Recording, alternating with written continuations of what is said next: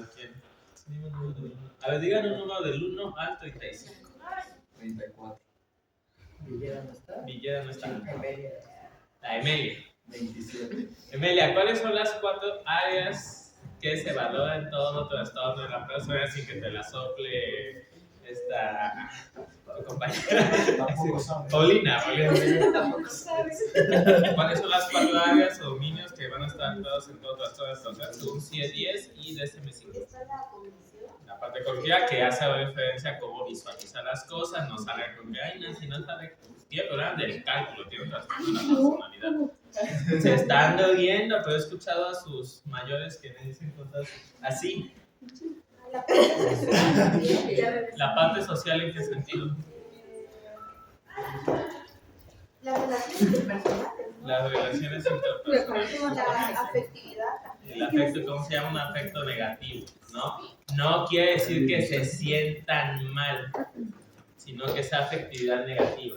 Estamos, no digan, ay no, doctor, es que no está triste, seguramente no tiene nada. ¿Y cuál es la otra? Control de los impulsos. Estamos, ok, entonces sí, todavía no pueden poner el cañón, ¿verdad? No, sí, ya, pero ya, preguntaba por el apuntador.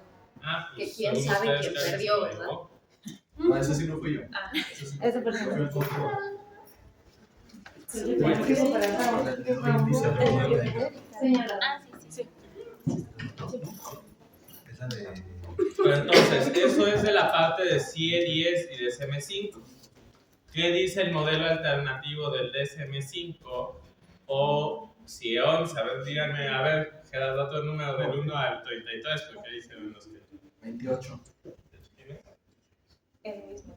Ah, es que no están numerados en mi lista.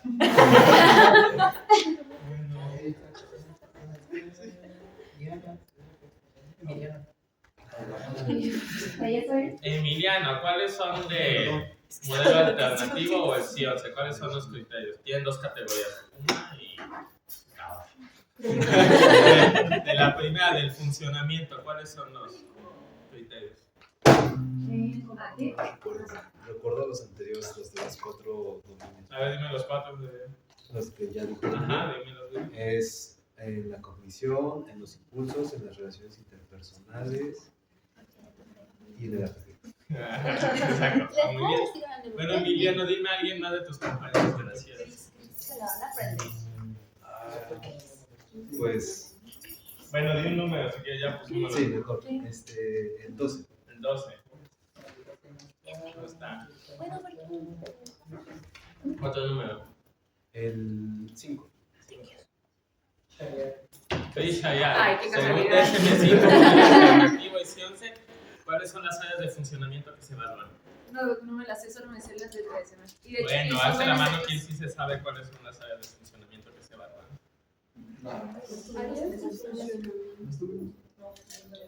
No estuvimos, la verdad. O sea, no me estoy justificando, pero no estuvimos. Nah, se lo hiciste. sí, eso suena mucho. Así le va diciendo. Que Es sí lo sabe. de- No llegué a esa clase. Identidad, autodirección. Áreas de funcionamiento tanto personal como interpersonal. Estamos, ¿no? En el self y en el funcionamiento de relaciones en el funcionamiento interpersonal, ¿sí? Y después vienen los rasgos patológicos.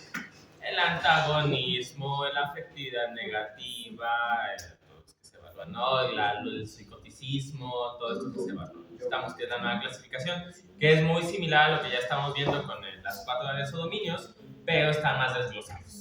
Vamos, eso se lo tienen que saber de memoria porque cuando les pregunten en 3 años en su examen profesional, ¿cómo valora usted la personalidad, doctor, doctora? Ustedes van a contestar.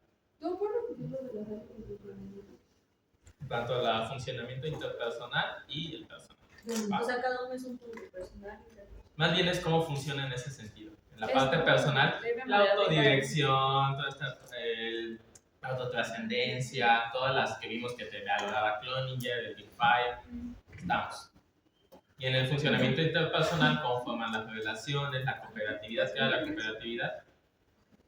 ¿Lo qué? Trabajar juntos para lograr. Mire que se pasaron a los papás de Esmeralda y va a pensar que o que no les enseña o que no están estudiando. La búsqueda de un bien común. La búsqueda de un bien común, dijo. Y Y si Es que no necesario debería ser trabajar muy en conjunto y no necesariamente que nos beneficie lo A que estamos nosotros buscando, ¿no? Se lo tienen que saber de memoria. Estudien lo que vimos en las clases pasadas, porque justamente de esa manera en que los vean los trastornos de la personalidad, que es lo que van a explicar ahorita, pues es como van a evaluar. Vamos. ¿Dudas o preguntas? Pues yo creo que muchas, porque ninguno me contestó. Bueno, con que sepan las del CIE 10 y DSM5 ya llevan de gane muchos de sus compañeros de otras generaciones, ¿no? Como los que no saben cuáles son las distorsiones cognitivas. Justamente eso, ¿no? Entonces vamos a ver los de Cluster B, no vimos los de Cluster A porque estaban en el congreso ustedes. Pero vamos a ver los de Cluster B, en la segunda parte del trazo de la personalidad, que pues son de lo que más van a ver. Por acá. O bueno, más bien que es lo que más van a identificar, porque es con lo que más están familiarizados a que les digan que vean aquí, ¿sí? No tanto a que no esté por allá, ¿no? Bueno, pasen, empiecen, ¿quién empieza?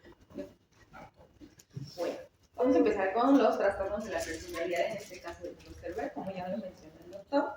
Y pues bueno, vamos a empezar con el quizá más odiado de todos, el trastorno depende de la gente.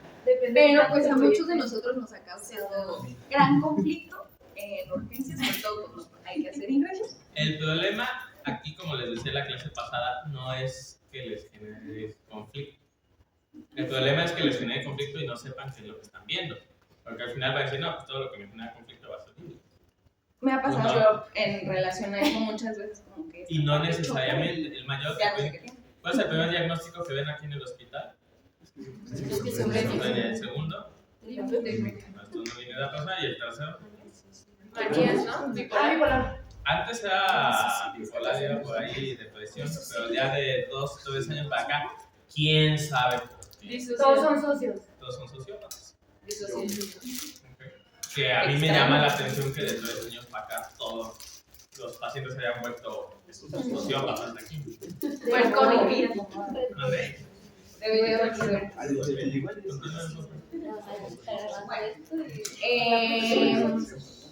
Perdón, sí, de repente se me va la Avergüénzate con los papás. La definición de trastorno límite de la personalidad según el DSM-5, este se va a caracterizar por un patrón generalizado, como su nombre lo dice, de inestabilidad, ya sea en las relaciones, en la percepción de la autoimagen, en los estados de ánimo y pues obviamente esto va a afectar el comportamiento de estos pacientes. Y pues bueno, la característica también es que ellos van a ser hipersensibles a ciertas situaciones, en especial a la parte del rechazo y el abandono. Si Y se dan pues, cuenta es lo de todos los demás que ya hemos visto, ¿no? O sea, prácticamente ahí está la definición que les estaba preguntando hace un momento.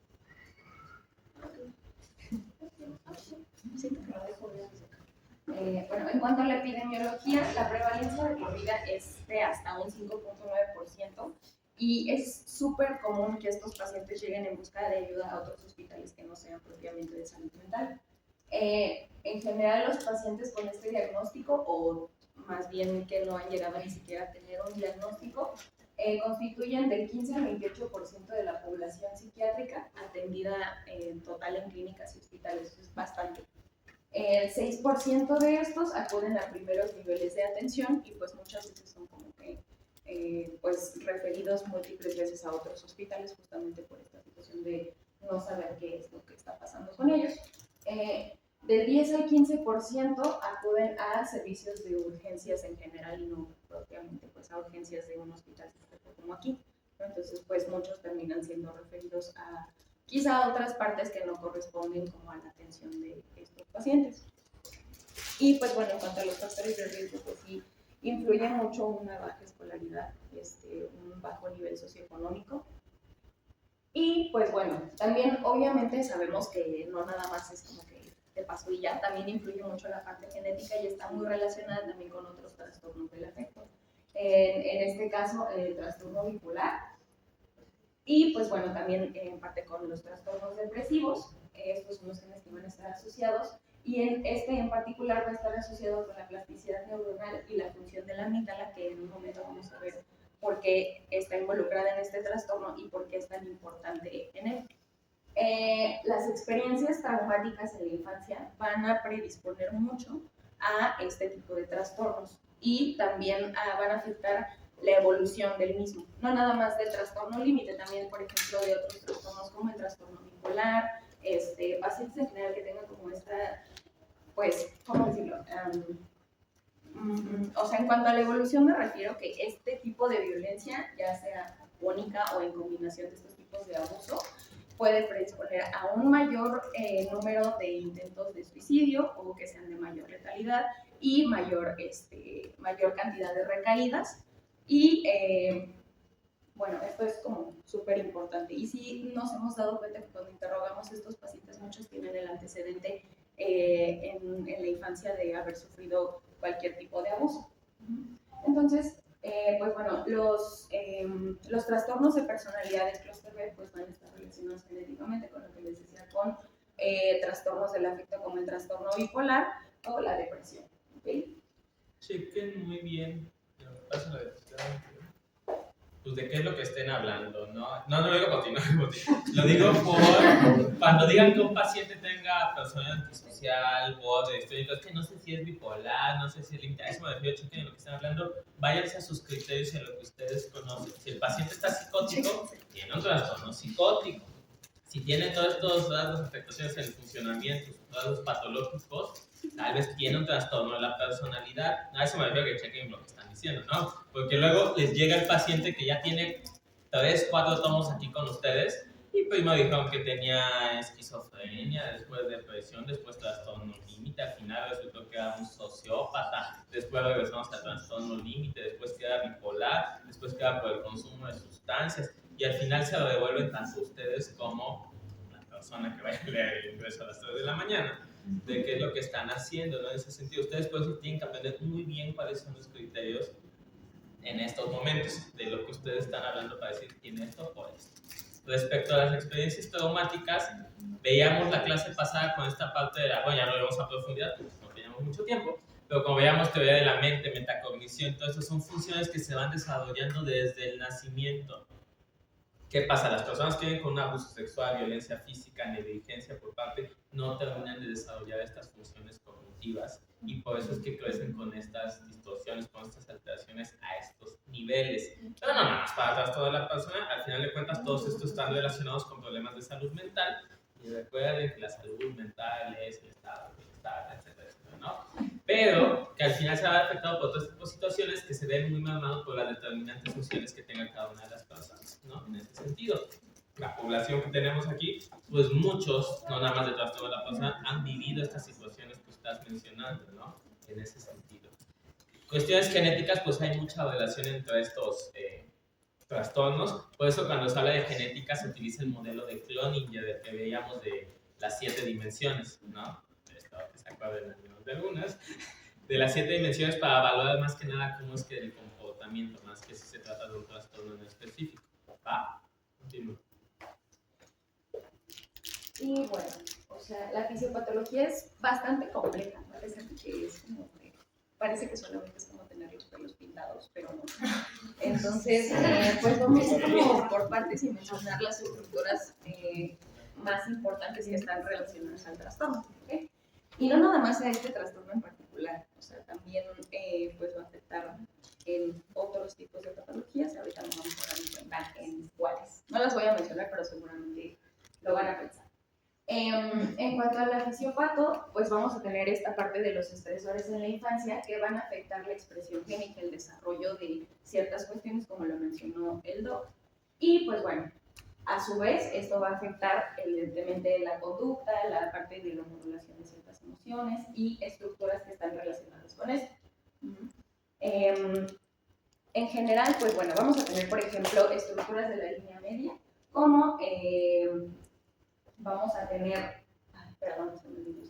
Bueno, primero vamos a tener estructuras como la corteza cingulada posterior, la unión TPO, el surco temporal superior que se va a estar como disminuido en su función y la corteza prefrontal. En el caso de la corteza prefrontal, aquí la parte que regula, que va a estar afectada, va a ser el procesamiento del dolor afectivo y va a haber una distorsión en esta parte de la autopercepción, ya sea física o también incluso de cómo percibimos a los demás.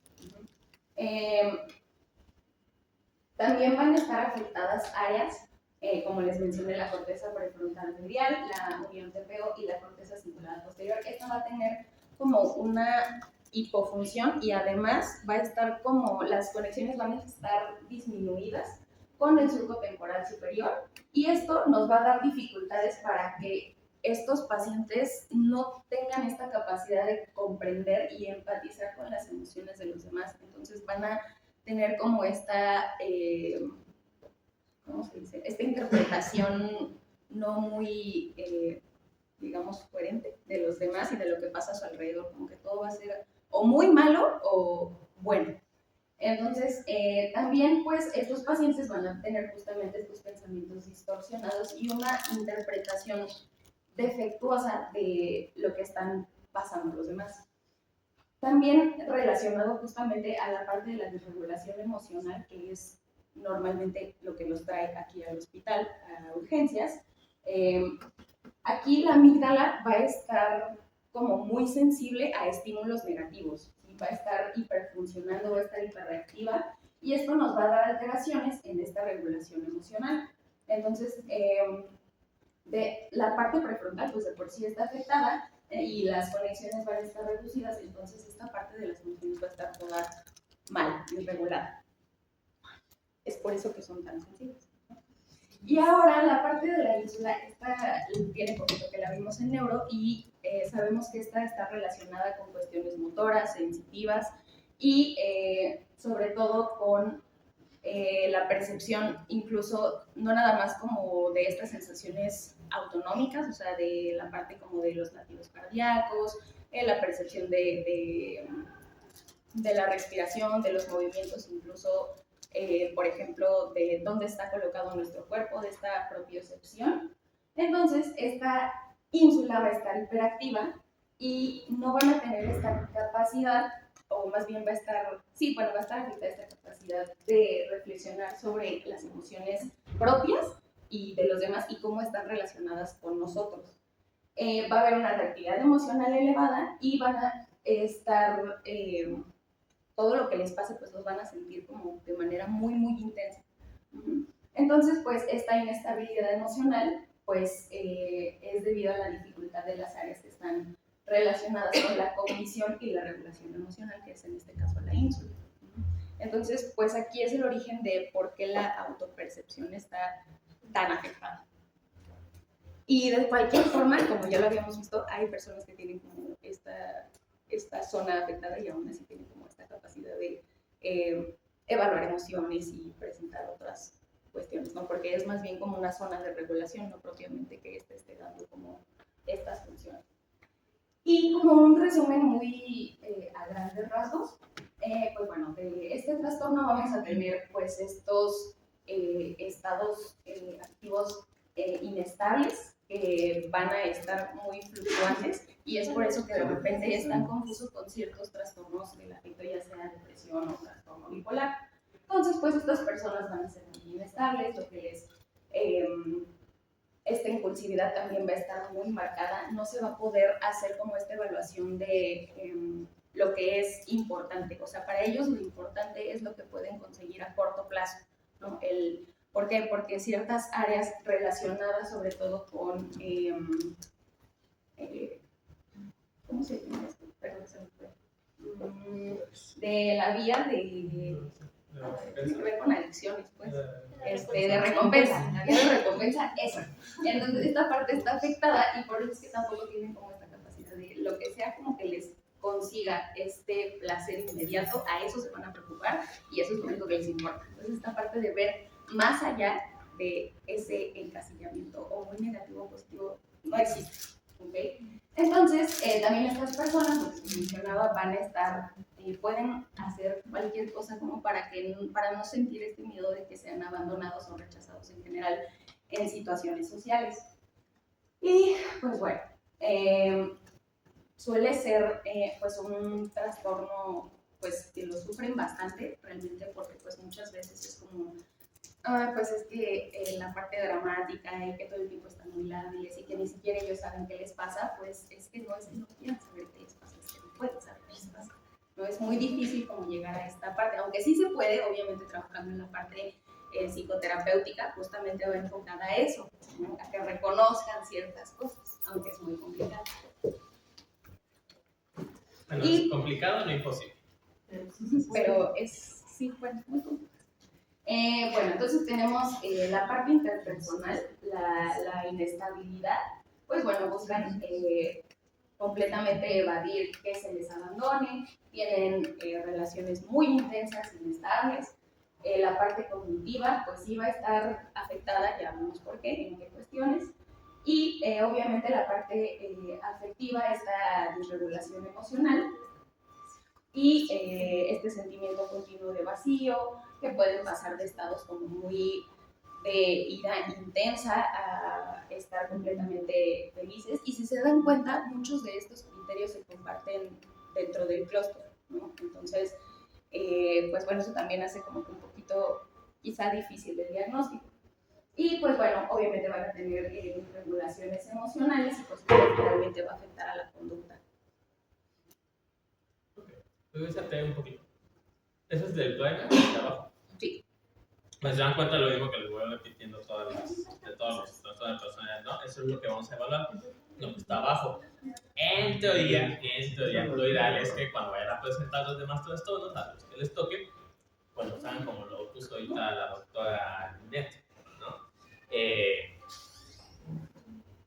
Principalmente, o sea, como dice la doctora, prácticamente lo que estamos viendo no nada más aplica para el trastorno límite de la persona, sino para los demás, incluso los demás clústeres, porque al final de cuentas son las vías en donde se regulan las emociones, el comportamiento, etcétera, etcétera. Ahorita les voy a proyectar los criterios, así que mejor yo creo que lo que sigue lo digo mejor como proyecto los criterios. Es que faltaba una diapositiva que te...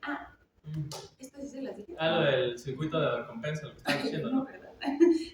Bueno, esta parte de la alteración justamente en los circuitos de recompensa va relacionada con esto de buscar continuamente la parte del placer rápido, ¿no? Y pues bueno, priorizan justamente esta recompensa inmediata. Entonces, esto se va a mediar en el estriado ventral, perdón. Y esta inhibición de la conducta, pues, o sea, de que no pueden regular esta parte de necesito, como esta sensación de placer inmediata y que su corteza prefrontal, pues, no está como que funcionando de forma adecuada, pues, entonces, ¿qué es lo que nos va a resultar, no? Esta parte conductual, como que, entonces, ¿qué onda, no? Entonces, la conducta autolesiva va a estar súper relacionada en áreas que tienen que ver con el procesamiento del dolor afectivo. Entonces, al tener estas sensaciones tan intensas, de alguna manera buscan aliviarlo justamente, incluso aunque sean, o sea, autolesiones que ni siquiera tienen que ser suicidas, no solamente como pues para aliviar esta molestia tan intensa que tiene que ver con justamente la regulación del dolor. Entonces, sí hay muchas áreas cerebrales relacionadas en cuanto a la impulsividad, que están muy hiperactivas, sobre todo a estímulos negativos, y pues todo esto afecta el procesamiento de muchísimos estímulos. Entonces, así es. Entonces, la paciente que les llega a las 3 de la mañana porque tiene comportamiento suicida, no es porque venga, no es que no quiero que duerman los de Fray Bernardino, no voy a las 3 de la mañana para que no descansen, ¿no? Y voy a hacer un show aquí en la sala de espera para que me sujeten porque quiero que me sujeten y me pasen al cuarto de observación. No lo hacen a propósito. Muchas veces no tienen la capacidad para regular este tipo de emociones o comportamientos.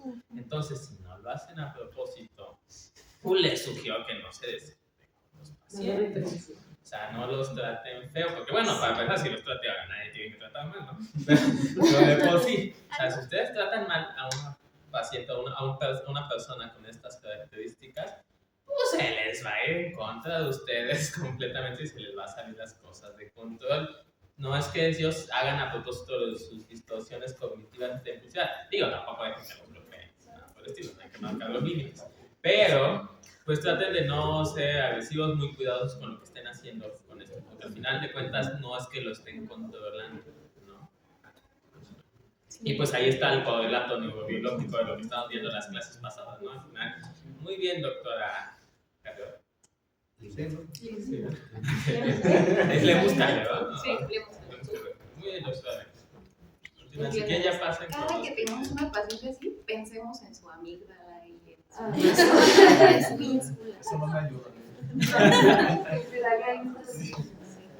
Estamos salvando su amígdala. Mejor pienso en el agua.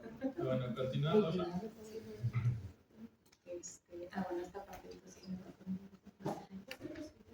No, dice lo que los criterios. No, sí, denlos. Hace que ya no lo Póngase de acuerdo. Que le dan la mano y le agarra hasta el pie. Dice, Pues eso dijo él. no, dijo que No, no, no dijo eso. Ah, Que les digas para que vayamos comentándolos en cada uno. ok. Bueno, los criterios del DSM-5, pues bueno, van a tener que ser 5 o más de los 9 que son en total para hacer el diagnóstico, ¿ok? Entonces, primero tenemos... Bueno, antes de que los empiece a leer, recuerden que todo vamos checándolo dependiendo de los dominios, las áreas, ¿no? Relaciones interpersonales, control de impulsos, distorsiones cognitivas y el afecto negativo, ¿va? Bueno, entonces, el primero, tiene que ver con estos esfuerzos para evadir esta parte del abandono. Aunque sea real o no, si ellos sienten esta situación de rechazo o de que ya sea algún amigo, alguna pareja, alguna relación que tengan importante, que sientan que, no sé, de estas personitas como de, no sé, no te mando un mensaje en la mañana como todos los días, y de repente ya se empiezan a hacer estas ideas de, chin, ya me va a dejar, que hice, ya seguramente hice algo muy, muy malo, ya se enojó conmigo y cosas así. Entonces, esta percepción distorsionada de lo que está pasando, pues bueno, es un ejemplo, ¿no? Este criterio es un ejemplo de eso. Habla más de las cosas que van a hacer para que no sean abandonados, como dice la doctora, tanto real como imaginario, bueno, dentro de su pensamiento. Por ejemplo, que la termina, vamos a tratar de hablar más género neutro de lo posible para todos los criterios. Entonces, toda personalidad para que no digan que se lo estoy adjudicando a algunos, ¿no? Pero, O alguna otra situación. Por ejemplo, que a la persona lo corta su pareja, ¿no? Pues cagaba un ladrillo y se lo aviento al parabrisas desde el 5º piso del edificio para que no me deje. Esfuerzos para evitar el abandono. No, esa es una historia de la... Sí, justamente, o sea, hacen este tipo de cosas, programas para las relaciones interpersonales, control de impulsos, distorsiones cognitivas y el afecto, ¿no? Nos habla este criterio. ¿Qué sigue? El que sigue, pues, es este patrón de relaciones muy intensas e inestables, que van a alternar entre idealizar mucho a esta pareja o de plano tener una imagen completamente devaluadora de esta persona. Entonces volvemos a ver este patrón de o todo es muy bueno o todo es completamente malo, ¿no? Entonces, este es otro de los criterios. ¿Qué es una relación intensa? Que lo ponen siempre sus ingresos, ¿no? A ver, denme un ejemplo de una situación, una relación, entre ustedes, ¿no? De una relación intensa, ¿no? O sea, ¿qué hace referencia a este criterio? A ver, ¿qué sabe? Porque siempre lo ponen, Ay, ahora ¿no? nadie tiene que decirlo. Porque siempre lo ponen en sus ingresos. En los ingresos están ahí citando el CIE. Pues puede ser que hace todo para entender cómo estar con esa persona. Está ahí O sea, el sí, esfuerzo de pero por evitar ser hay un abandonado. ejemplo. Ha habido pacientes que dicen que conocieron a una persona y jugaron a mudar. Excelente ejemplo, doctora. Muy bien, eso se refiere a relaciones intensas. Sí, e inestables. O sea, que acaban de conocer a alguien y ya me voy a mudar al día siguiente. Y no está muy descabellado. Pues han basado en los pacientes que a lo mejor ven ustedes, entre compañeros ni gente del hospital, nunca pasa eso. En ese sentido. ¿Qué pasa? Que llegan el primer día de su nuevo trabajo, no vamos a decir que en el hospital, llegan en su primer día de su nuevo trabajo y la persona ya está saliendo con la persona que es la encargada del servicio, el directivo del corporativo, en su primer día, ya luego están saliendo, ¿no? metas. ¿Qué? Eso es esto. Eso es el Eso es ser inteligente. ¿Qué pasa? Que tiene una relación de pareja y va a empezar a salir con otra persona que también tiene una relación de pareja y entre los dos hay ahí una situación de infidelidad. O sea, bueno, a lo mejor nada son 3 o son 2 de la canción, ¿no? Esas son relaciones intensas e inestables. Están cortando y que están regresando. Están cortando y que están regresando. A eso hace referencia. No vayan a salir.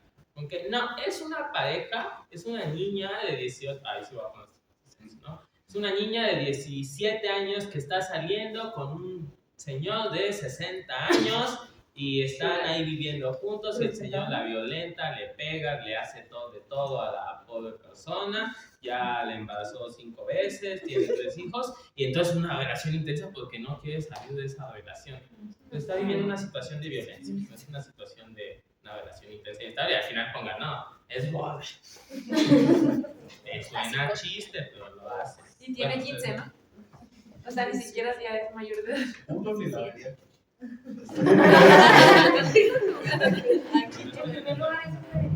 Cuando estén en el psiquiátrico infantil, ¿no? Sí. Mucho cuidado que llaman relaciones intensas e inestables. No vaya a ser que sea víctima de violencia la persona y ustedes pongan que es una relación intensa e inestable y por eso es, a lo mejor tiene un trauma complejo o algo por ahí, otra cosa, ¿no? Mucho cuidado con eso. ¿Dudas o preguntas?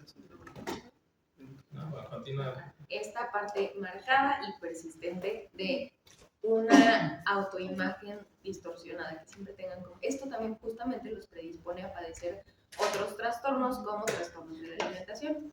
Entonces esto también es común y pues esto va a estar relacionado con la hiperactividad y bueno, Entonces ahí vamos en el funcionamiento personal, ¿no? Cómo se distinguen ellos mismos y cuál es esta parte de la coherencia, integración del yo y todo eso que yo me Va. ¿El que sigue? El que sigue pues es impulsividad, no nada más, o sea, en varias áreas, no nada más como esto de, ¿cómo decirlo? Como por ejemplo las autolesiones, no sé, están peleando con su novio y de repente se desregulan y se salen a las 3 de la mañana, ¿qué otra cosa? Ejemplos. O sea, esta parte, por ejemplo, incluso en la impulsividad sexual, o sea, el tener como muchas parejas constantemente, ¿qué otra cosa? Conducción temeraria. Ajá, conducción temeraria, o sea, pues sí, conductas de riesgo. La impulsividad nada más es como Gastar mucho dinero. gastos excesivos. Y si se dan cuenta, esto se parece un poquillo como esta parte que veíamos anteriormente en manía. ¿No? Por eso es que cuando diste los otros, por eso de que tengan mucho cuidado con lo que dicen, no te decía que a ti, sino de las personas que están en este hospital, que no vayan a confundir un estado de manía con esto, porque no se paga, o sea, se pueden parecer, pero ¿cuáles son los datos cardinales de un cuadro de manía? El estado de ánimo, el efecto expansivo y cuál otro? Esto de la actividad, esto no es lo que estamos viendo ahorita. Estamos hablando de una disregulación emocional. Pues prácticamente los trastornos personales hablan de trastornos de la disregulación emocional y que conlleva todo eso. Y el que sigue, pues, es la conducta suicida, ya sea como tal intentos o incluso gestos, y pues bueno, esto va relacionado justamente a esta incapacidad de percibir el dolor de una forma adecuada. Entonces, después también vamos a tener esta reactividad intensa de las emociones, puede durar horas, días, o sea, es como, pues justamente súper inestable, ¿no? Pueden estar bien un tiempo, de repente mal. También este sentimiento crónico de vacío, que creo que también es algo que ponemos frecuentemente, como de pues no quiero nada, esto también como que no los hace estar. Eso habla de qué rasgo patológico. No, pues sí, no se lo sabían, la autotrascendencia y la autodirección. Porque estamos en este mundo, hacia dónde nos dirigimos. Que de hecho es el criterio que, o sea, que más podemos poner sin necesidad de como sugerirlo al paciente, o sea, ellos como tal, antes de haber sido entrevistados por alguna otra profesional de la salud, ellos ya te mencionan, es que siempre me he sentido así, siempre he sentido que me falta algo, siempre me he sentido así. Autotrascendencia y autodirección. Y bueno, también va a haber una dificultad en poder controlar, por ejemplo, ciertos estados de ira intensa, y pues esto se parece, por ejemplo, a uno de los criterios en el trastorno social de la personalidad. También pueden tener síntomas severos disociativos o incluso como ideas pues bastante como ideas referenciales, o se ponen muy referenciales justamente de esta parte de constantemente hacer una reflexión intensa sobre los estados emocionales de los demás y el propio. Ojo, esta agresividad, bueno, ¿cuál es la diferencia entre violencia y agresión que les dijeron en el curso? La violencia es con intención Con de intención. lastimar, entonces va con esa intención, y la agresividad.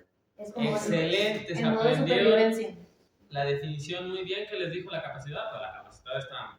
Eso no significa agresividad. Bueno, para eso es la diferencia. ¿Cuál es la diferencia entre la agitación psicomotriz y la heteroagresividad? Que una es dirigida y la otra no. Exacto, pero entonces la agresividad pues, sí tiene una dirección, esto una intención. La diferencia entre agresividad y violencia es que la violencia es el conjunto del comportamiento. Y la primitiva, una es primitiva y la otra Y la no. agresión es un acto. ¿Sí? No, por ejemplo, ahorita yo le digo a mi esposo que va a agarrar mi pluma y se la voy a enterrar en el brazo. Es un acto agresivo. Pero si diario le estoy haciendo bullying, le estoy clavando la pluma todos los días, pues es una situación de violencia.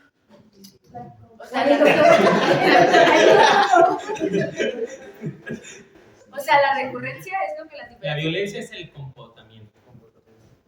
Pero tiene que ser recurrente o puede ser solo una vez. Digo, puede ser una situación de una vez, pero es un comportamiento que engloba una situación, un contexto. La agresión es un acto. O sea, la violencia es el contexto y la agresividad es la acción.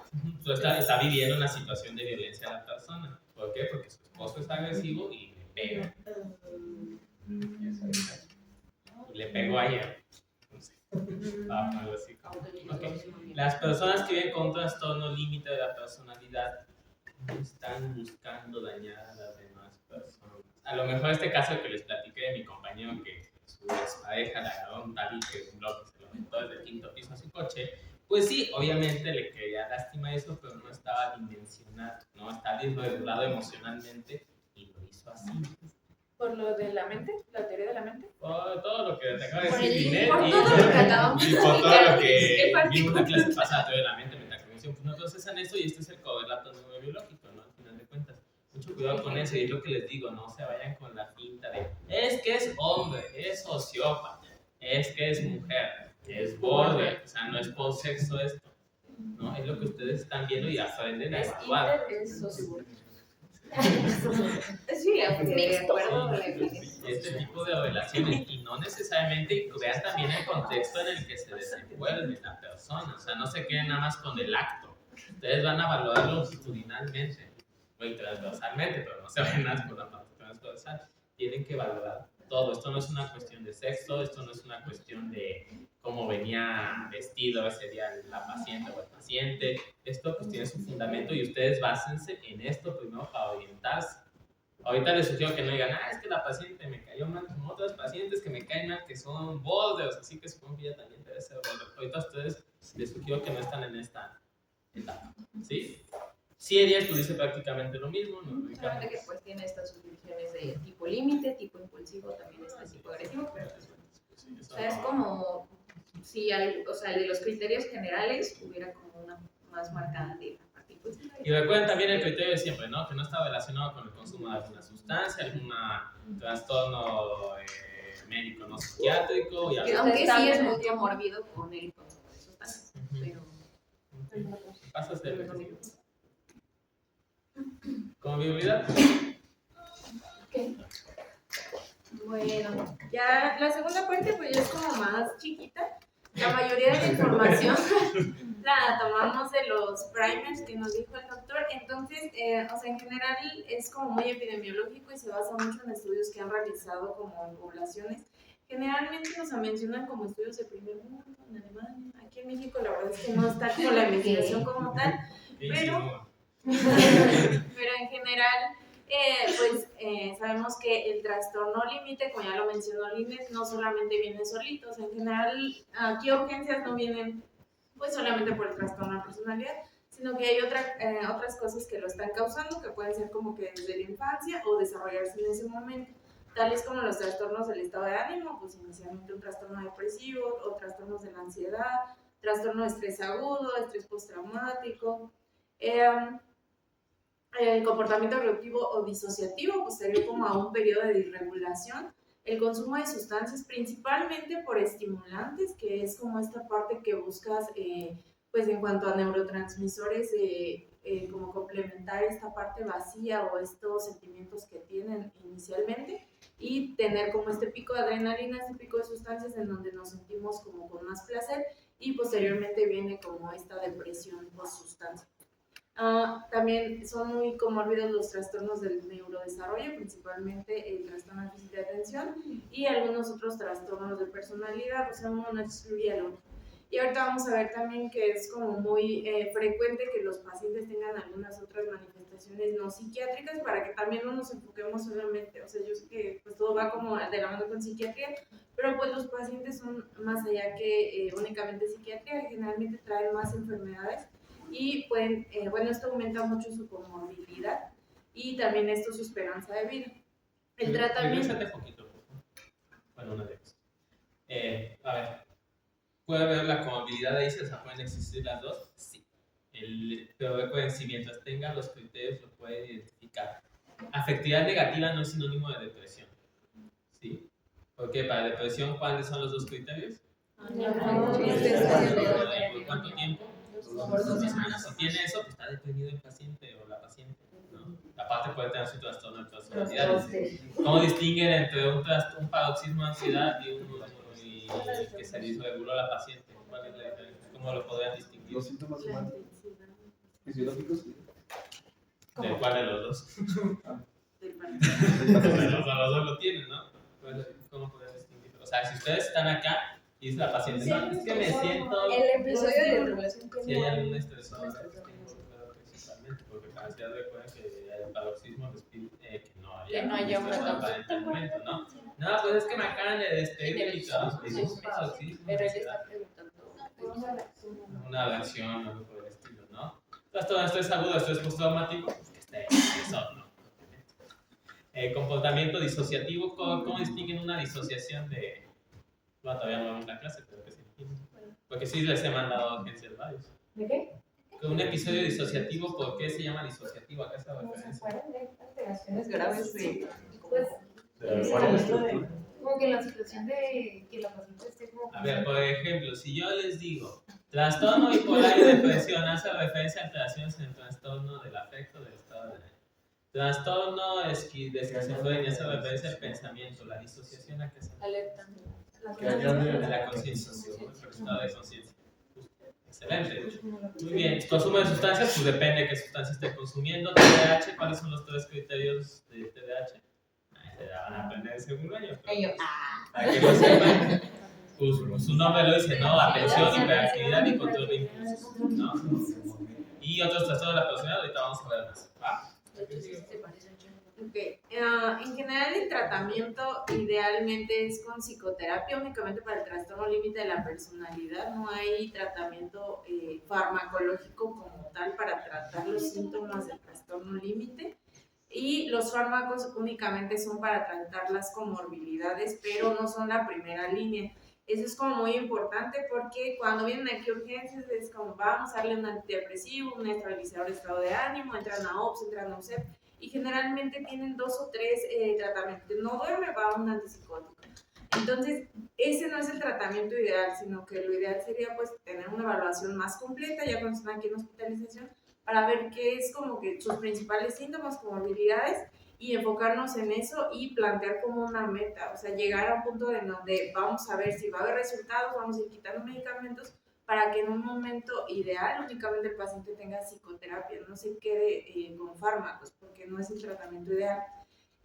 Los primers mencionan que pudiera haber prevención, pero esto es como que ya muy tecnológico, pero eso es igual como en países de desarrollo, donde existe como esta cultura preventiva en donde identificamos grupos de riesgo, que son pacientes que han tenido como algún factor estresante en la infancia, como ya lo mencionaba Linet, alguna violación, algún factor o algún estresor traumático que esté generando algunos síntomas e identificar a las personas que tienden más a la disregulación, a esta impulsividad, generalmente en la infancia, pues antes de los 12 años, para que pues podamos como que iniciar psicoterapia en esos grupos y como tener un control de ellos para evitar que evolucionen o lleguen a disfuncionar, que es como una de las principales causas de pues pérdida de años laborales en los pacientes, pero pues como tal aquí en México sabemos que no existe la prevención como tal.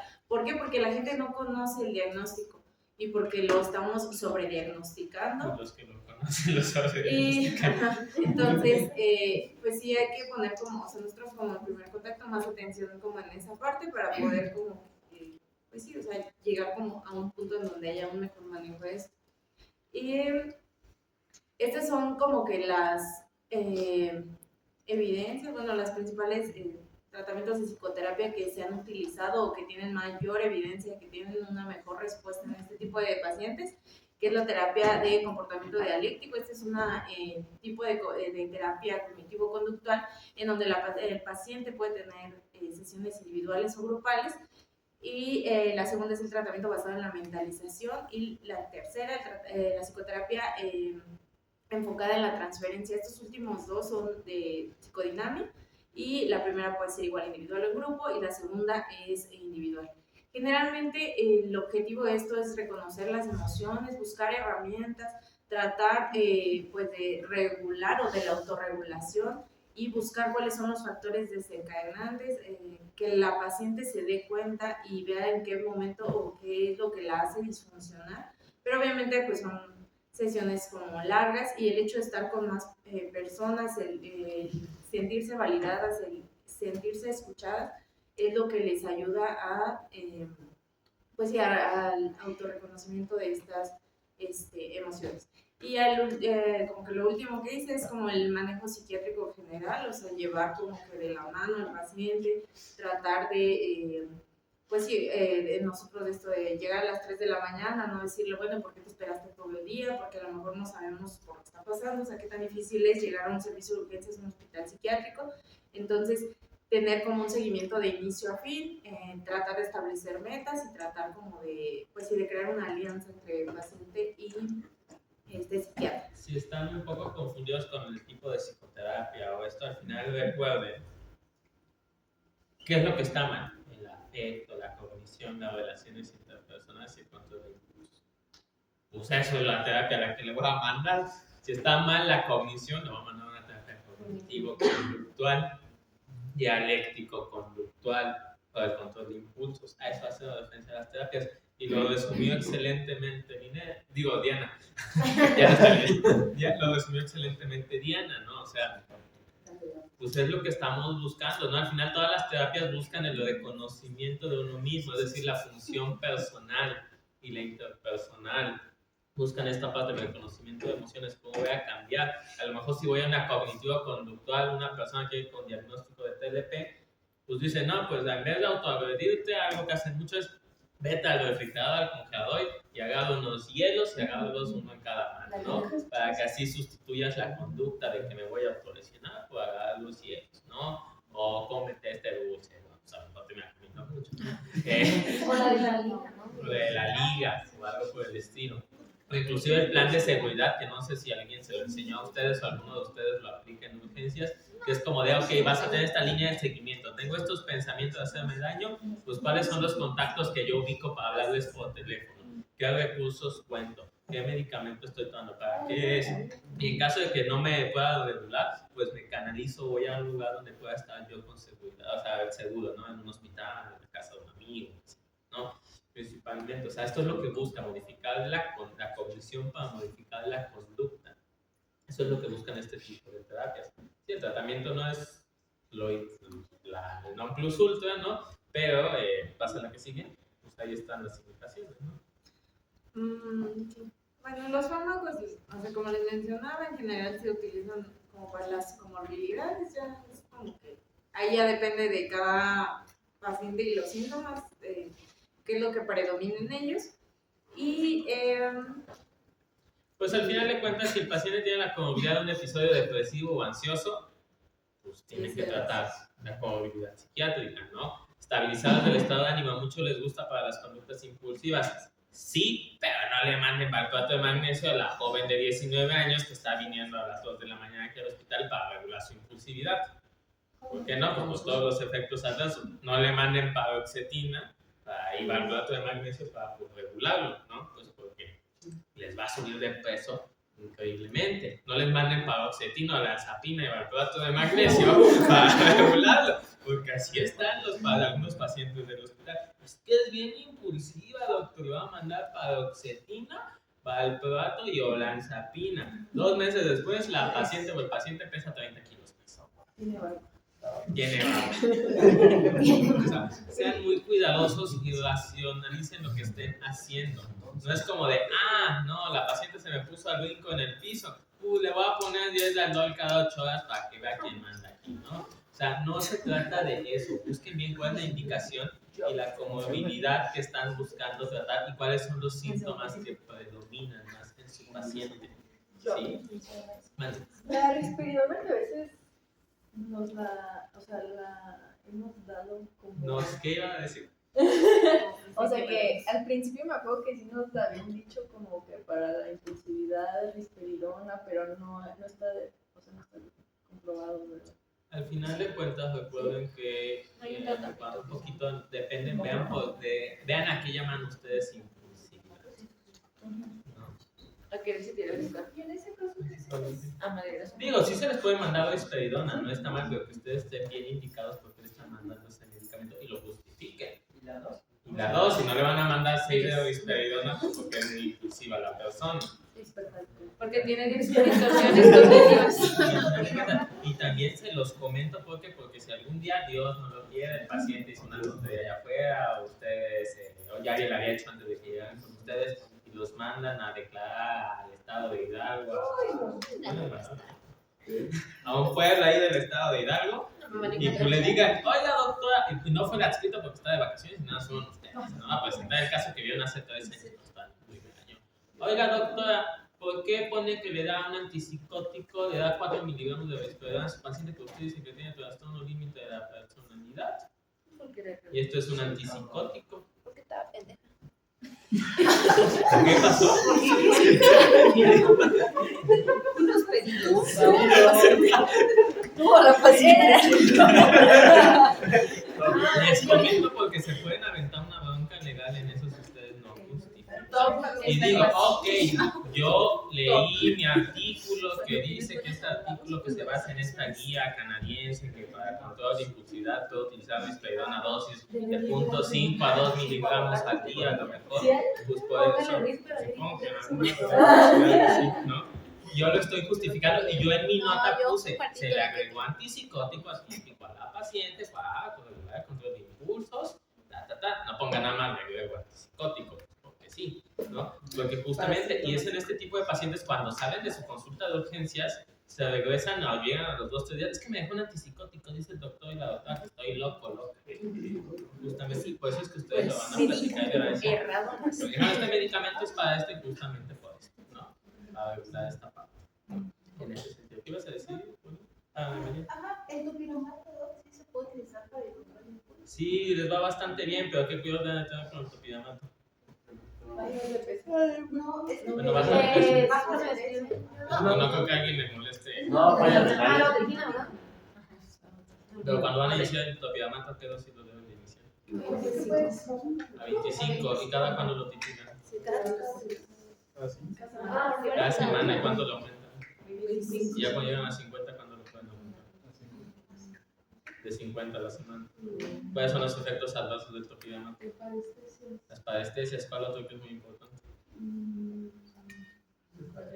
Desparean. ¿Por qué? Porque le van a decir todo eso al paciente o a la paciente. Oiga, ¿le puede doler la cabeza? Es normal. Se puede sentir como adormecido de las manos.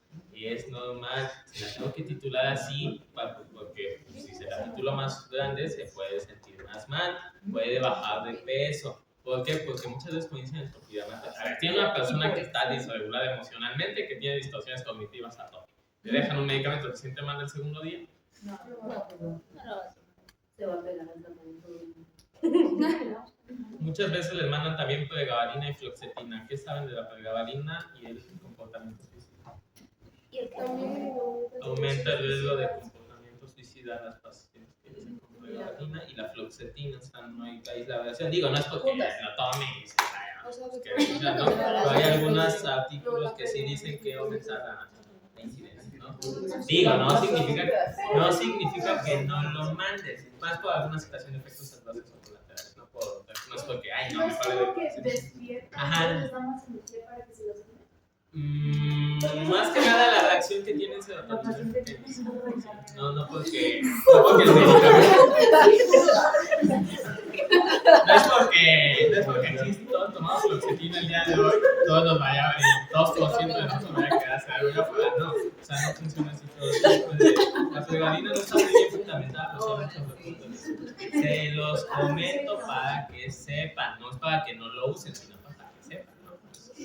Mande. Sí, doctor, porque de hecho yo había leído que fluvoxa y fluoxetina eran de los antidepresivos que mejor, como digamos, mejoría de la sintomatología tenía con los pacientes y que por eso sí estaba indicado utilizar. ¿Por qué? Porque la fluoxetina, ¿a qué nivel actúa? ¿A qué receptores?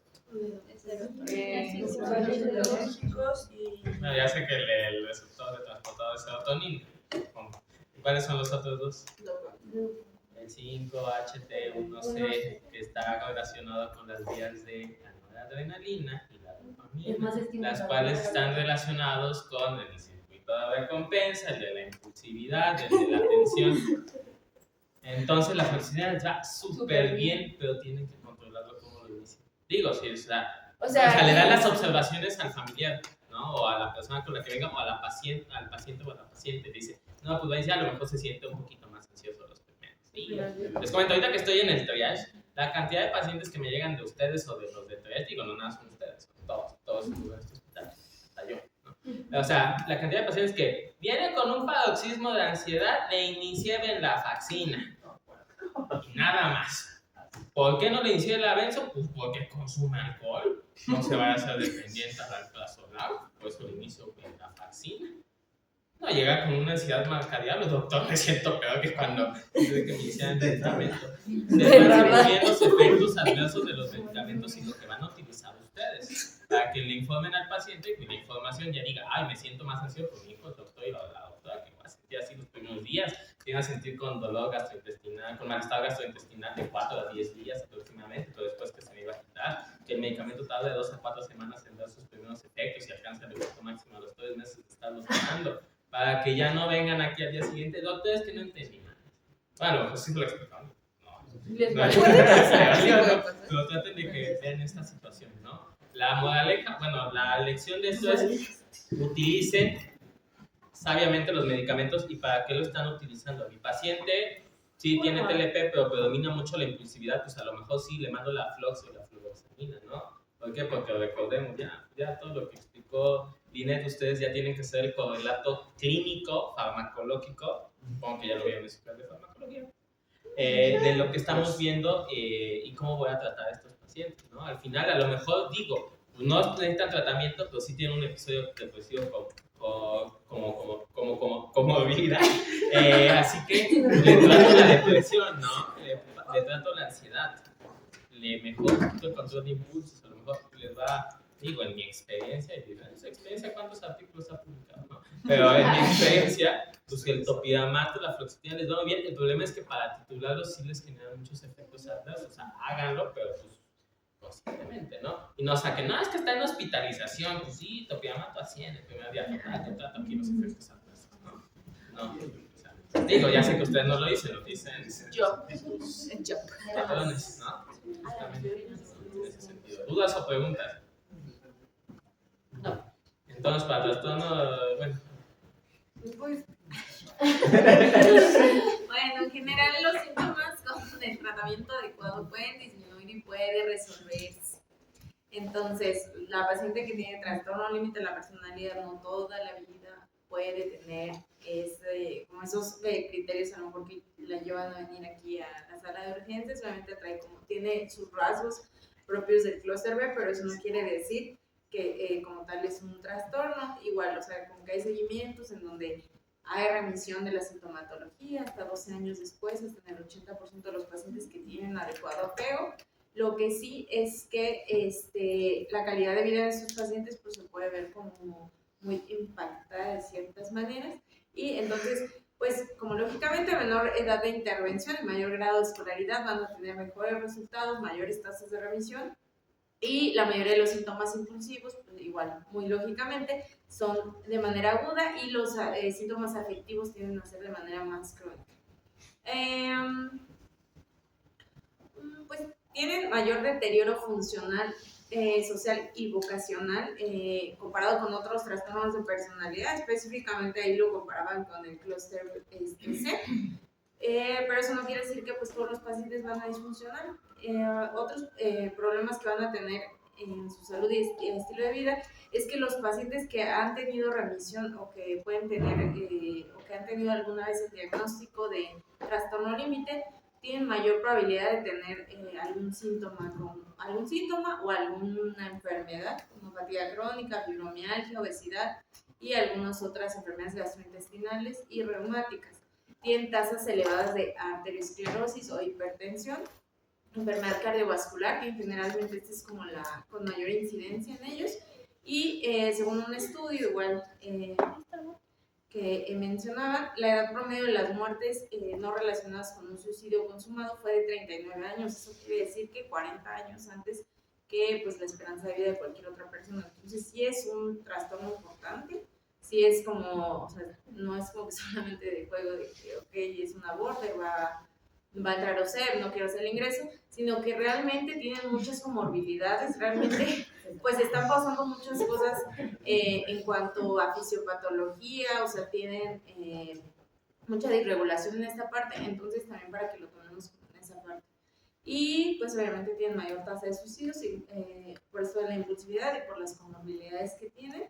Además, pues como de los antecedentes propios del trastorno. Y ya. Entonces, es un diagnóstico que sí tiene mucho estigma a nivel... ¿no? De hecho, a veces les ha tocado que cuando le dan el diagnóstico a la persona, pues, algunos se pueden a llorar, se espantan, dicen, no, es que no puede ser, se disregulan, se vuelven a lastimar, pasan muchas cosas. Así que sean cuidadosos cuando dan este diagnóstico y expliquen bien pues, qué es un trastorno de personalidad. ¿Cómo lo pueden hacer? La personalidad es la forma en la que todos nos comportamos y vivimos el día a día, se compone del temperamento, que es la parte biológica, genética, como la mamá y papá, el carácter, que es lo que van aprendiendo a lo largo de los años. La personalidad nos ayuda a relacionarnos, a cómo nos comportamos, a cómo nos sentimos y cómo vemos las cosas del día a día. Entonces, si usted tiene un trastorno de personalidad, significa que hay algunos problemas en cómo se relaciona con las personas, cómo ve algunas situaciones, cómo se siente y cómo se comportan algunas cómo se comportan en algunas situaciones. Y entonces de ahí le van bajando un poquito y decirles que no es su culpa.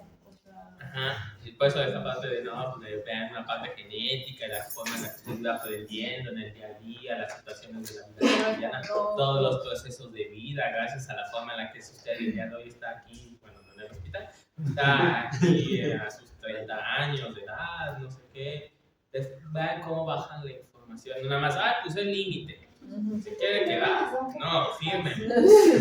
¿Mande? Siento que a veces me da un poco de paz saber que no es que tengan una patología psiquiátrica como tal, sino que solo son así y solo tienen que aprender a vivir con eso. Y ya no, o sea, ya se ha demostrado que se pueden curar, ¿no? O sea, que pueden llegar a regularse.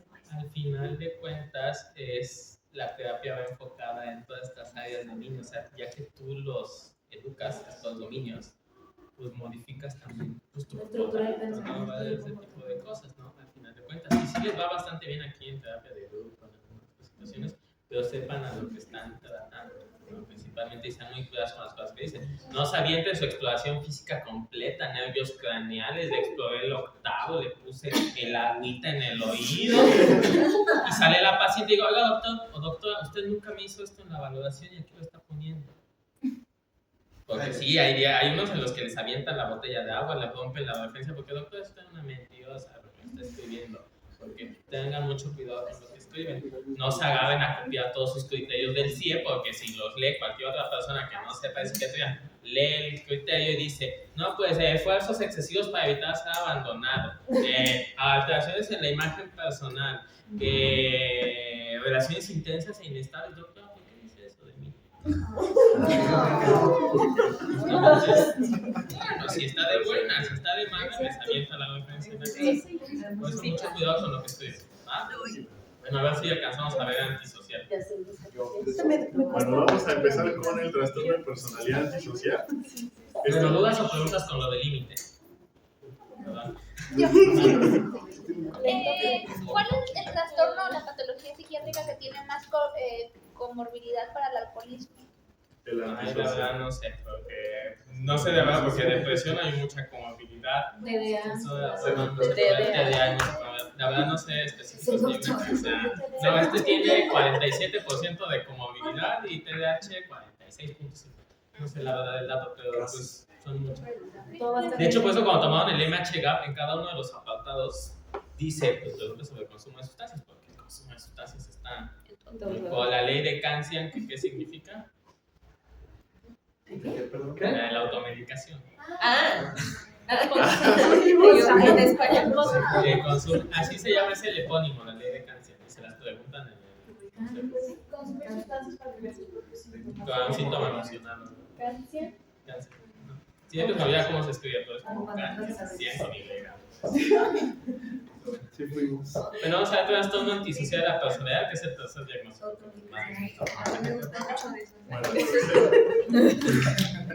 Según el Kaplan, lo define como la incapacidad de adaptarse a las normas sociales que rigen numerosos aspectos de la conducta de las personas, y este predomina sobre todo en la adolescencia y la edad adulta. Y nos hace mucho hincapié de que el trastorno antisocial no es sinónimo de criminalidad. De acuerdo, aunque sí presente en muchas ocasiones este tipo de conductas, no es un sinónimo como tal de un trastorno de la personalidad antisocial. Ahora, en cuanto a epidemiología, pues se presenta frecuentemente en zonas urbanas. No se ofendan si son de Tepito, por favor. Eso no te conviene decirlo, amigo. Te van a chacalear. Se nota que no es de Tepito. No hay nadie de Tepito aquí. Bueno, en zonas urbanas deprimidas económicamente y la población que pues coexiste en estos lugares. Es más frecuente en hombres. Y aquí sobre lo que preguntaba Erika, nos mencionan que pues tiene una prevalencia muy alta en hombres que tienen un trastorno de consumo de alcohol hasta en un 70%. Y en la población penitenciaria llega hasta un 75% este diagnóstico. Tiene un inicio que se observa antes de los 15 años y pues tiene una frecuencia 5 veces mayor entre los familiares de primer grado de los varones afectados. Entonces, aquí en el hospital ahorita tenemos un caso muy interesante. Es muy común. Hay algo que le llaman la triada.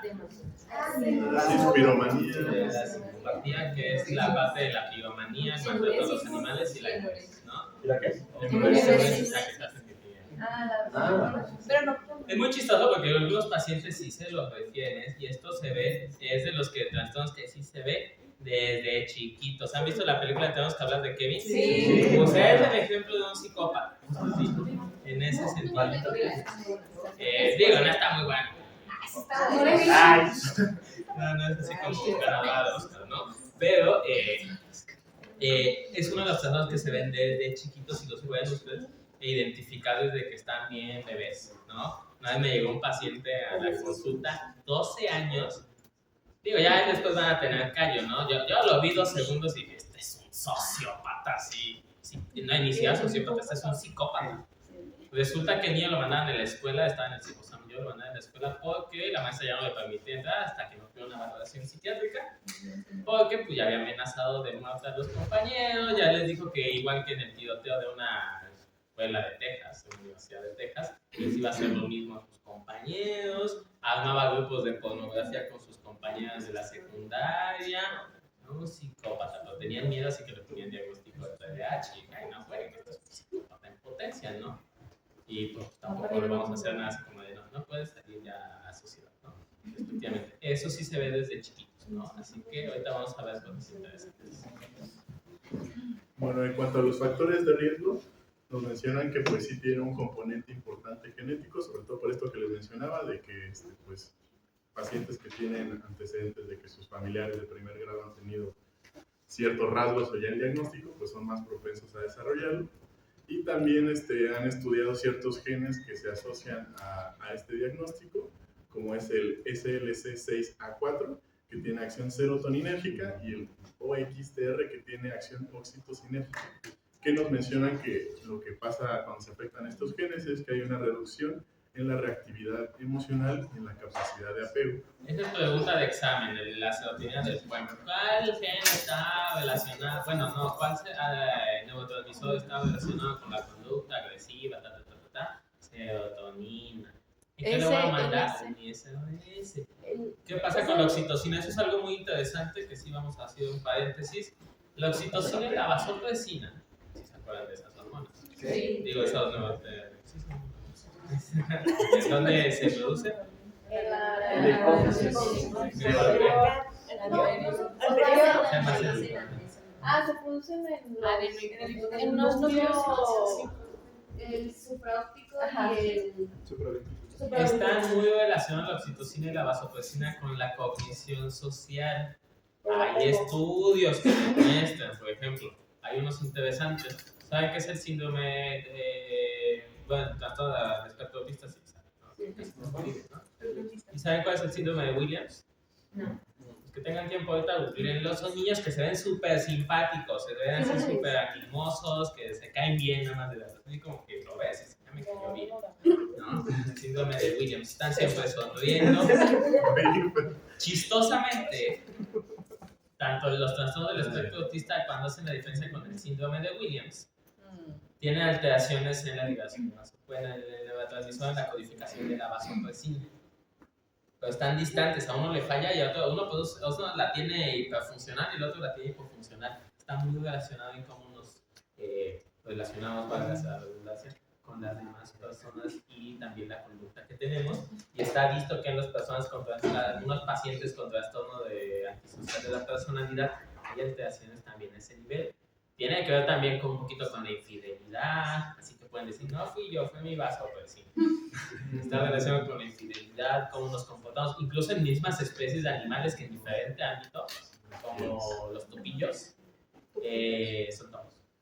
Los topillos, son los familiares de los topos. Hay unos que viven en un lugar donde producen menos y son así muy fieles, tienen así una pareja para toda la vida y siempre conviven. Y hay otros que viven en una zona donde hay más, no la producen bien, que son bien infieles, tienen un montón. Son los roedores de la montaña. Los roedores de la pradera y los topillos son la misma especie, justamente. Está relacionado con esto y también con este tipo de cosas.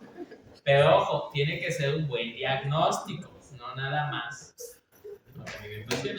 O sea, como que el síndrome de Williams sería como lo opuesto totalmente a un antisocial. No, a una trastorno del espectro autista, y no lo opuesto, sino a cómo se relacionan con las personas. Los de Williams son bien sociables, acá están sonriendo, conviviendo con todo. Sí, es que dice que son súper empáticos. Y los del espectro autista, pues todo lo opuesto, no conviven, se aíslan, no quieren saber. Pero No. Y bueno, aparte de los factores genéticos, también existen factores ambientales que pueden contribuir al desarrollo de este trastorno de la personalidad. Nos menciona que incluso desde el útero, desde que el pacientito está creciendo, el estrés materno-fetal puede ser un factor predisponente. Y pues a nivel familiar, que son como que los más importantes, pues que haya una disciplina muy exigente y de manera inconsistente, que haya maltrato infantil, que haya emociones negativas por parte de los padres, que haya un funcionamiento disruptivo en la familia. Todo esto va a condicionar a que pues, se vaya desarrollando un trastorno de la personalidad antisocial. Más aparte, si... Cualquier trastorno de la personalidad. Decía una adscrita por ahí, PAC, no sé quién quiera tener hijos. Pero para que haya un trastorno de personalidad, tanto tiene que ser súper sobreprotector el papá o mamá, o todo lo opuesto, negligencia, o sea, los extremos están.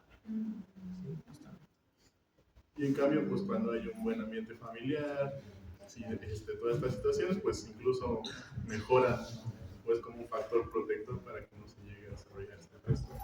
La chichibuena. Bueno, y bueno, en el orden igual.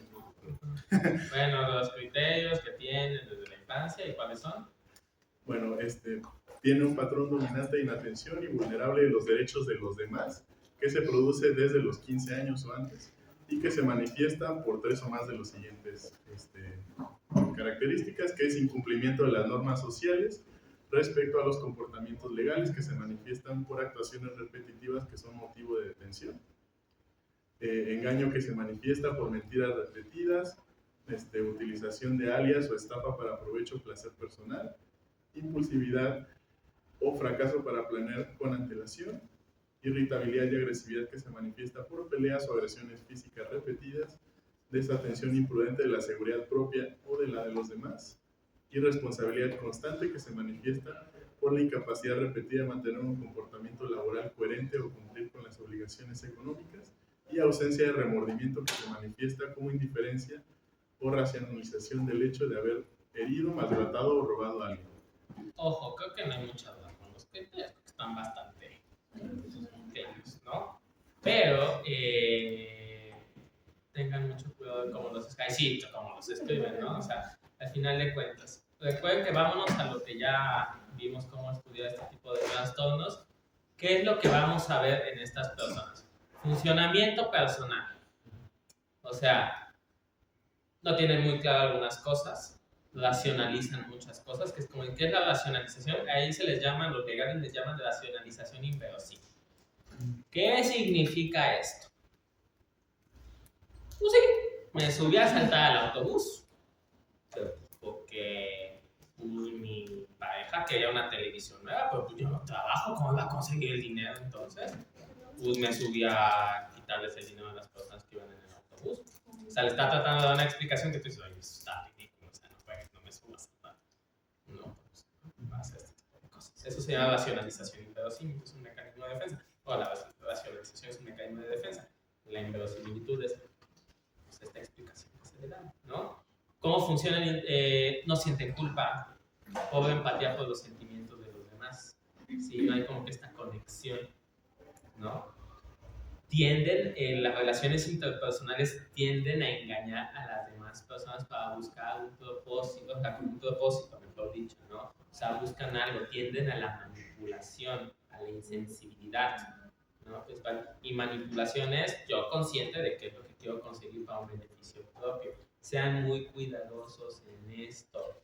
No digan, ay, me llegó una mujer de 30 años que abandonó a sus hijos, pues porque seguramente es sociópata, ¿no? Ustedes no saben cuál es la situación personal de la persona, si no tenía ahí sí trabajo, si le embarazaron en la adolescencia, no pudo funcionar algunas cosas, o como las mujeres de las maquiladoras del norte del país, ¿no? Que tienen que consumir cristal porque para aguantar las jornadas de trabajo dobles, porque no tienen hijos, se tienen que cargar a toda una familia. No digan, no, es que es bien impulsiva, consume sustancias y se pone bien mal y agresiva cuando consume. Tengan mucho cuidado de lo que hacen, porque este diagnóstico en particular, el trastorno antisocial de la personalidad, es el único diagnóstico de los que ustedes van a diagnosticar que agrava la sentencia o la condena de la persona. Si tiene un proceso legal y ustedes ponen, tiene trastorno antisocial, pues hagan de cuenta que le están dando la estaca. Pase todo esto, ¿no? Es el único de los trastornos que sí. Y no sería al revés. ¿Por qué? Que les tengan más, como, que les compadezcan más porque si no saben, ¿no? Porque este trastorno te está diciendo que la persona lo hace con alevosía Con la y ventaja. todo lo alevosía y ventaja. O sea, que está adobando, pero no lo hace porque tenga una discapacidad intelectual y haya dicho a su tío que fue a adobar la tienda de la esquina. Lo hace porque planea, supervisa todo lo que está haciendo y lo hace con esa intención de dañar. Es agresivo y es violenta la persona. Mande. Pero a fin de cuentas el paciente no decidió nacer así. Pero Es una enfermedad. Pero sí tiene ¿Cuál es la diferencia entre psicopatía? A ver, doctor que está exponiendo, que no se llama Oscar, se llama César. Doctor, ¿cuál es la diferencia entre psicopatía, psicopatología, trastorno disocial, trastorno antisocial y ¿cuál más? Sociópata. Sociópata y psicópata. ¿Cuál es la diferencia? A ver, ¿qué es la psicopatología? Pues ahora sí que el estudio De las enfermedades. Sí, de todas las características, afectos, funciones mentales, que para la rehabilitación, etcétera, etcétera. O sea, lo que estudiamos nosotros en la materia, pues. Porque luego hay gente que se inspira y dice que todo el mundo tenemos. Cuando dicen, no es que es un psicópata, es que todo el mundo tenemos psicopatología. No, o sea, hace referencia a la psicopatología del estudio, ¿no? Psicopatía. La psicopatía es el conjunto de características que nos habla justamente de todo esto, cómo se relaciona interpersonalmente, que buscan la manipulación, la insensibilidad y la indiferencia entre las cosas, o sea, una frialdad afectiva. Esa es la referencia a la psicopatía, todas estas conductas. Trastorno antisocial, pues es esto, ¿no? Para que tenga un trastorno de la personalidad, debe tener alteraciones en las relaciones interpersonales, de control de impulsos, cognición y el afecto. No necesariamente algún psicópata tiene un trastorno. No necesariamente una persona con psicopatía tiene un trastorno de personalidad. Porque para tener un trastorno de personalidad tiene que tener alteraciones en las cosas que hemos repetido en los últimos casos. Estamos. ¿Cuál es la diferencia de disocial? Disocial lo ocupa la clasificación del CIE-10 y el CIE-11. Aunque históricamente se ocupa más para la conducta disocial. O sea, está bien dicho decir conducta disocial, porque habla más como un comportamiento que tienen las personas y se ve más reflejado en los niños, es como lo describen más, pero pues casi hay mucha confusión y pueden utilizar el trastorno disocial en adultos, pero que sepan ustedes que es más referencia a la conducta de los niños, ¿no? Bueno, ya del adulto también, pero se ve como un trastorno en los niños, principalmente. Sociópata y psicópata, ¿cuál es la diferencia?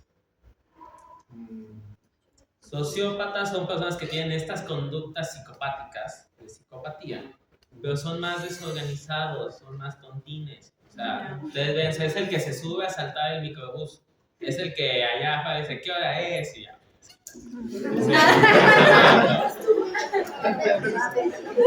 Se la saben, ¿no?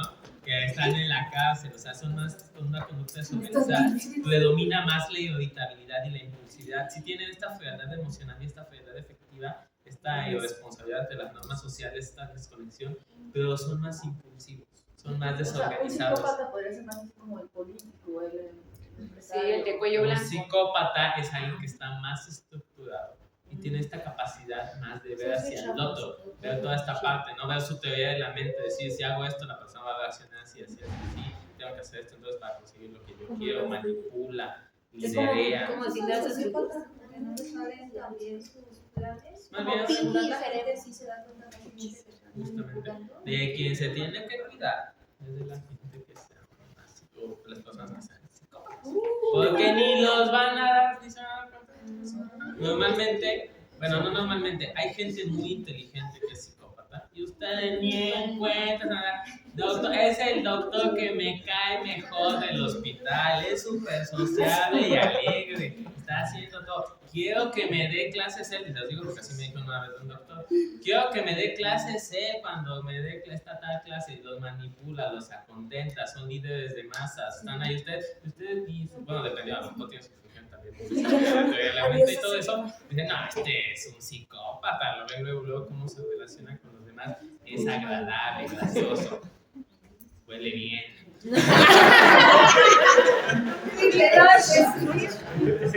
Son guapos. Ay, no sé, es que esos no me no puede ser su personalidad. Los puedes, es seductor la persona, o sea, seduce, les cae bien, hasta quien pida platicar con esa persona. Por eso me encanta. Así son los psicópatas. Y de eso se tienen que cuidar porque pues sí pueden vulnerar mucho los derechos de los demás, pueden vulnerar que se aprovechen de los demás, que hagan este tipo de cosas. No necesariamente que tenga un trastorno de la personalidad. Estamos, o sea, no van de la mano. Tengan mucho cuidado. Pero tiene una alteración.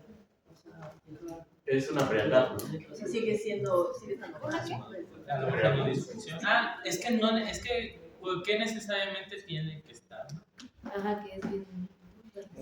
Ese es el detalle. Es maquiavélico. Ahora, O sea, a lo mejor digo, también no es una racionalización inverosímil, ¿no? Tal vez sí. Pero que digan, el fin justifica los medios, ¿no? Pues para que yo quiero que funcione mi equipo de trabajo, pues pues tengo que decir de otra manera, pues a ustedes también lo han hecho, ¿no? Así de como de, no, pues le tengo que decir a mi paciente, es muy importante que tomen sus medicamentos, si no, te va a pasar esto, o le mienten, oye, pero pues si estamos aquí en el hospital, aquí ya vas a ver a tu familia, te vas a ir a tu casa. Digo, no todo el mundo lo hace con esa intención, porque aquí lo que vale mucho es la intención con que lo hacen.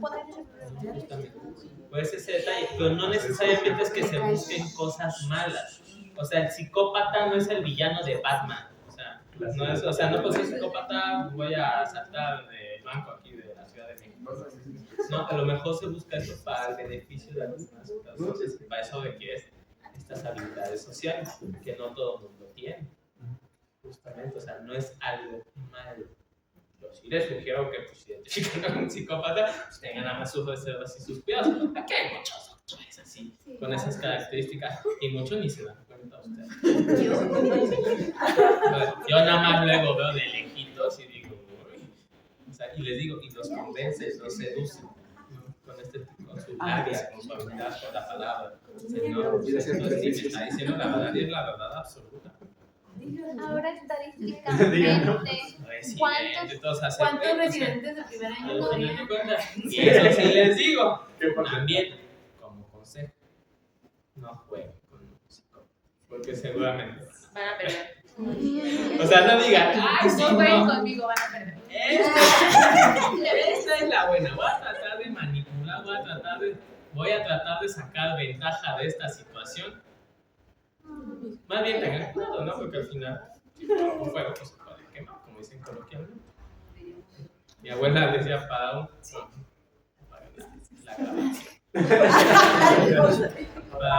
cabrón y medio, ¿no? Pero justamente para un sociópata, si imagínense un sociópata que también cree que puede manipular y todo, trate de manipular a un psicópata. Se lo van a llevar al baile, Son los ¿no? maestros. Al final de cuentas, tengan mucho cuidado. Porque este tipo busca la validación de los demás, el reconocimiento. De hecho, hay una teoría que se llama la teoría maligna, que es narcisismo, psicopatía y maquiavelismo. Si se encuentran una persona así, ahí sí ya tengo. Una persona que sí busca la intención de lastimar, o que está su plan malvado, que es un narcisista que se cree lo mejor de todo el mundo y en parte tiene toda esta indiferencia afectiva. Que si se dan cuenta, digo, eso no es control emocional, pero pues así como les decía, ¿no? Una persona que controla sus emociones, pues puede hacer muchas cosas, ¿no? Una persona un tantito más inteligente que tenga todas estas características, pues sí puede ser peligrosa. Ojo, ¿qué sigue de diapositiva? Bueno, es que ya pasó la del CIE10, pues lo mismo. Estación neurocognitiva. ¿Por qué se borró? Bueno, pero se la robó un disociado. porque ya acabó la clase, ¿no? Por eso les decía que al inicio que esta clase era la que me da más miedo porque está bien largo el tema, ¿no? Porque es el clúster donde más cosas se ven. En el clúster A y el clúster C, pues, sí, pero el clúster B está muy extenso de información, ¿no? Al final de cuentas, llévense de esta clase la identificación del trastorno límite trastorno límite de la personalidad, esta desregulación emocional, pobre control de impulsos, que no es la única característica, porque todos los trastornos de personas tienen problemas para el control de impulsos. Autoagresión, autolesiones, la incoherencia en el yo. Pero el trastorno antisocial de la personalidad, pues todo este tipo de características, las relaciones interpersonales, bueno, la función personal y afectiva, frialdad emocional, lo interpersonal, la manipulación, buscar la ganancia, ¿no? Para beneficio propio con una intención. Estamos, ya a lo mejor no está muy estructurado y está medio sociopatón, pero dentro de esas características, mucho cuidado cuando lo diagnostiquen. Si quieren poner disocial, antisocial, como ustedes quieran, pero mucho cuidado porque lo agravan. Hace un año estaba en una entrega de guardia, bueno, menos de pues cuando los conocí a ustedes, más o menos cuando estaba en enseñanza, fui a una entrega de guardia y a una persona se le ocurre ponerle estaba una paciente internada en observación, vino su familiar, están muy estresadas porque se iban a Estados Unidos, le iban a hacer su entrevista a la visa. Se enojó la niña, se estresó y estaba hospitalizada en observación. Y la mamá pues estaba muy ansiosa, estaba muy lábil. La valoran en urgencias y en urgencias la regresan, pero le dan la evaluación con diagnóstico de trastorno antisocial de la personalidad en una única entrevista. Pues como que la mamá estaba nerviosa, no sabía qué contestar y la persona pensó que me estaba engañando. Entonces la persona que lo valoró pensó que me estaba engañando. Es que me está engañando, me está mintiendo. Eso no es sinónimo. Busquen la intención con la cual están haciendo eso. Doctor, es que le dicen al paciente a las 3 de la mañana, no, es que no es una urgencia por lo que usted viene. Ah, es que también tengo ideas de muerte y me quiero matar. No los está engañando con la intención de sacar provecho propiamente de ustedes, sino porque está viendo el lado emocionalmente a lo mejor. Oye, ¿sí te tomas tus medicamentos? Sí me los tomo, aunque en realidad no se los tome, pero para que no la regañe el médico. No les están mintiendo porque sean un sociópata, un psicópata. Busquen mucho cuál es la intención de las cosas, que por qué lo están haciendo. Chequen muy bien eso, porque no todo mundo es psicópata, ¿no? Al final de cuentas. Y es muy chistoso porque, como ya les he dicho, no sé por qué hay dos generaciones ahora de ustedes que les gusta mucho este diagnóstico y a todo lo ponen. No es que me mintió, que sí desayunó todo aquí en el piso, pero no se comió la gelatina. Es un sociópata. Parece chiste, pero así se las están aventando. Espero que ustedes no. Mucho cuidado con este tipo de diagnósticos. Vamos. Vean bien cuáles son la frialdad afectiva, la manipulación, aprovecharse de las demás relaciones con una finalidad. Eso es lo que tienen que buscar. ¿Sí? Principalmente. Si no, no se avienten porque eso puede pasar por cualquier cosa, ¿no? A lo mejor es un trastorno del desarrollo intelectual y está medio bobalicón el asunto y pues es que me está engañando, mintiendo, ¿no? También respecto a eso, cuando se aviente el trastorno mixto de la personalidad, pues que tenga fundamento y que sean clústeres relacionados, ¿sí? Lo comento porque ponen mucho antisocial y límite o disocial y límite en trastorno mixto de la persona. Chequen bien si es disocial o es más bien una disregulación emocional que lo ha llevado a hacer este tipo de cosas. También no se pasa, me ha tocado de trastorno mixto de la persona, una depresión ansioso evitativo. Es el mismo, para los que no saben, es el mismo. Es los que van al clúster C. O una vez me pusieron trastorno mixto de la personalidad, límite esquizoide. ¿Cómo está la persona? ¿Qué relaciones se aísla? Yo mucho cuidado con lo que ponen. ¿Dudas o preguntas hasta el momento? Muchas. ¿Dudas o preguntas? No. Bueno, no vamos a acabar la clase, los otros están muy cortitos, los demás. A ver, nos quedamos como a la mitad. Pero, Perdón, disocial es el único agravante. Límite, por ejemplo, ya vimos que sí hay cosas que pueden causar alteraciones conductuales y que pueden ser graves. ¿Puede servir como atenuante? No, atenuante es. Atenuante, bueno, dependiendo como el abogado. Pues digo, un atenuante es que pues, no, pues, es un paciente que vive con esquizofrenia y pues el diablo le dijo que matara a todas las personas de la habitación y pues, los mató. Estaba psicótico, no tenía el acceso a los medicamentos. Si se va a la cárcel, pero se va de eso. Pero este en particular, no, porque sí hay una intencionalidad y no necesariamente de todos, porque si tampoco está muy estructurado, habrá que valorar bien esta parte de cómo para empezar si es o no. Ya, por ejemplo, un psicopatón, pues sí, dices, es que sí está estructurado, lo planificó, sabía todo lo que iba a hacer, sabía cuáles eran las consecuencias de sus actos, de todas maneras lo hace. Y ojo, muchas veces lo que se valora es la mentira, ¿no? ¿Cómo sé que un paciente me está mintiendo o no? Y esa es una de las habilidades que si las logran adquirir, felicidades, ¿no? ¿Qué saben? ¿Les han enseñado cómo preguntar a alguien cuando está mintiendo? No, esa clase sí hay que darle, doctor, la verdad. Les voy a dar un tip, lo mismo que les he dicho a todos desde la primera. Voltean a mirar. Se agarra la nariz. Porque Sí. me contó su historia y le dije que me la dijera al revés y no pudo. Justamente. ¿Qué? Bueno, no es Mientras una- tanto era, hola, algo.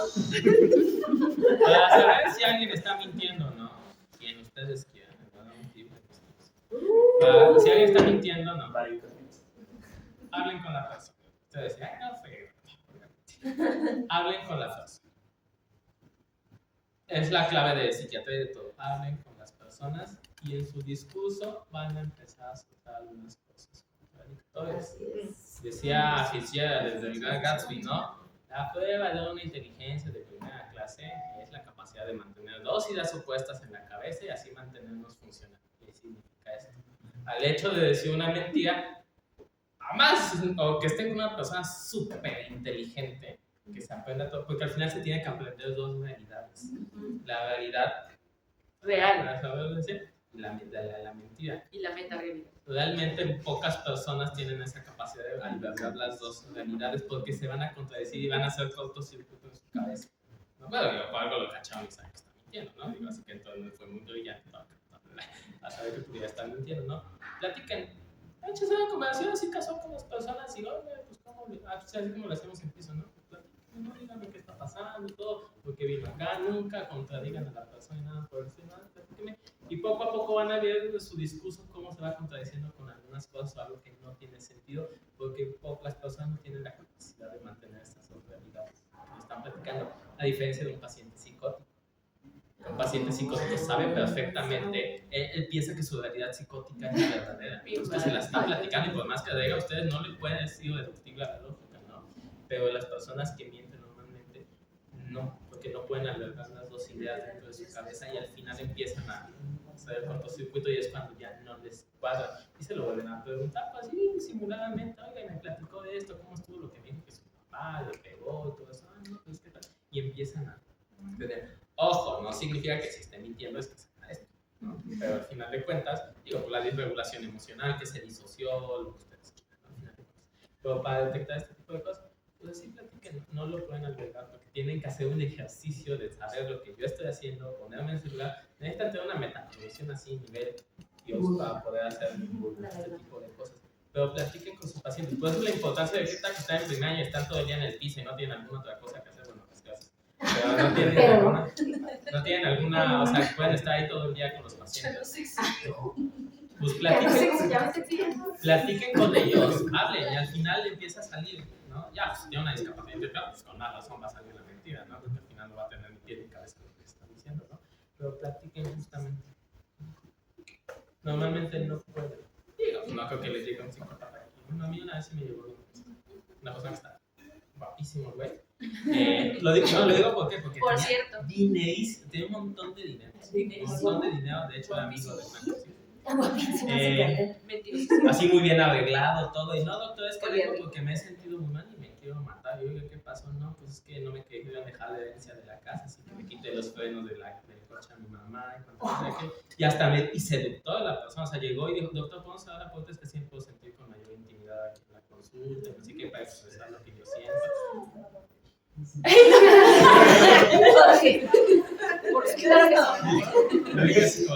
Luego los identifica, pues luego mucho cuidado si están con alguna persona de estas. Traten de jugarlo porque muy probablemente si no tienen el expertise, en ese sentido las clases, en la entrevista, cuando lo estén haciendo. Pero platiquen con ellos, al final de cuentas en la plática les va a sacar todo. Nadie va a decir, oiga, pero no había hecho usted esto, y ahí, sí, pero porque tienen la racionalización inverosímil, que es lo que mencionan ahí. ¿Dudas, preguntas? Me van a regañar. Bueno, los dos después. Nos ponemos de acuerdo. Oiga, ¿tienen cuánto usted la respuesta? Sí, pues me toca a mí y me toca a doctor. Aunque pues, Sí. ya se acabó. Eso, vamos.